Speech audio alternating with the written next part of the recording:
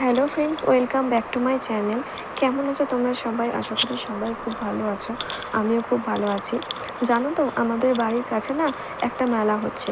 তো অনেক দিন ধরেই সেখানে যাবো ভাবছিলাম, কিন্তু এখন বিকেলের ওয়েদারটা এত খারাপ হয়ে গেছে না, কোথাও যাওয়ার কিছু প্ল্যান করলে না সেটা আর পসিবল হচ্ছে না।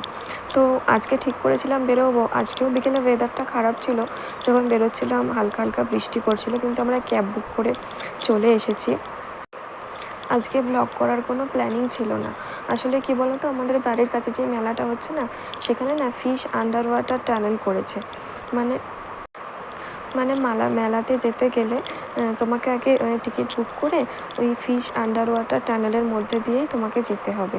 মানে মেন মেলায় যেতে গেলে তোমাকে ওই আন্ডার ওয়াটার টানেলের মধ্যে দিয়েই তোমায় যেতে হবে।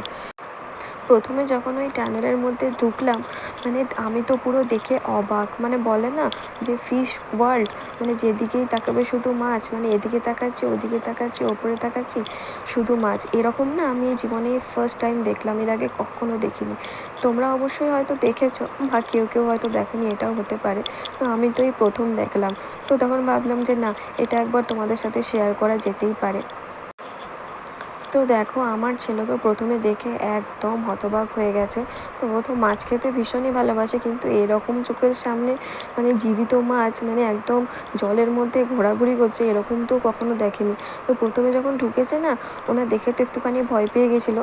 তারপরে না মনের মধ্যে সাহস জুগিয়ে মানে কোল থেকে নেমে যেয়ে একদম পুরো ওই কাঁচের বাইরে হাত দিচ্ছিলো। মানে প্রথমে একটু ভয় পাচ্ছিলো, হাতটা সরিয়ে নিচ্ছিলো, তারপরে মনের সাহস জুগিয়ে ওই কাঁচের বাইরে হাত দিয়ে দিয়ে না মাছ মাছ বলছে এরকম করে, কখনো বলছে ফিশ, কখনো বলছে মাছ।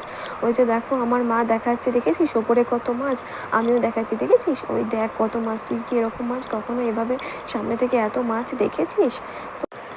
তো আমরা তো খুবই এনজয় করেছি। মানে এত রকমের মাছ, ছোট ছোট সাইজ থেকে শুরু করে বড় বড় সাইজের সব রকমই মাছ ছিল। তোমরা কে কে এরকম আন্ডার ওয়াটার ফিশ টানেলের মধ্যে গেছো আমাকে অবশ্যই কমেন্ট করে জানিও। আর কি বলতো, আমরা না মেলায় সেভাবে যেতে পারিনি। আসলে বাইরে হালকা টিপটিপ করে বৃষ্টি পড়ছিল, তো তাই সেভাবে যেতে পারিনি। আর এদিকে আমার ছেলেকে দেখেছো, ও শুধু ওই মাছগুলোকে ধরবে বলে যাচ্ছে।